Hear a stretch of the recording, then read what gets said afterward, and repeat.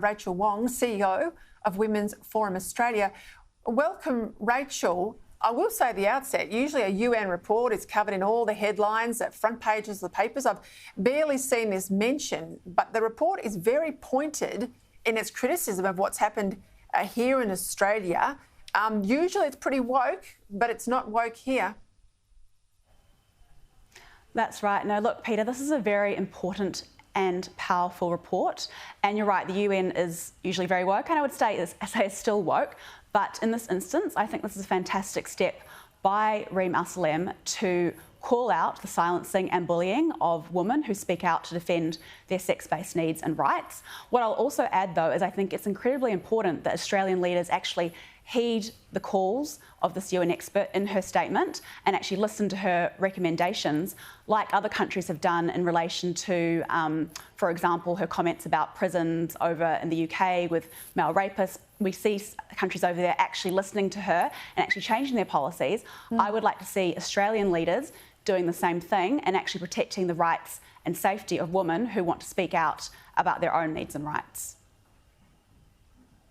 All human rights are important for everybody, but where do we get to that trans rights now are cancelling out women's rights?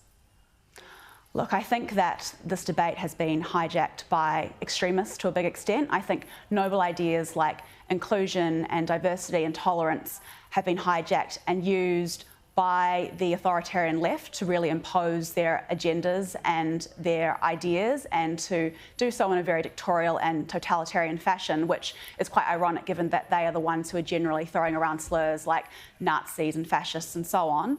But I think also these transgender rights activists have been very, I would say, savvy in terms of getting their agendas embedded into governments, media and corporations, using lobby groups which are now actually funded by states, by the federal government, and sort of perpetuating those ideas, which then people feel very scared to actually not abide by or not affirm in their workplaces or in the media and so on.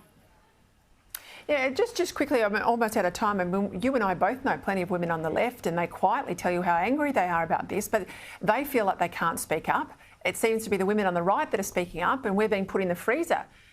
Maura Deemy is a good example, absolutely, for speaking up. Why can't we get the balance right here? Look, I think the way in which this debate has played out has been in such a way that cancellation is real, especially from the left, who I would say, as you're indicating, is not representative of the left in general, but is representative of these radicals and extremists, like these women that you and I know, who I've worked with personally, who are of the left, who are now politically homeless, don't even recognise the movement that they were initially involved with.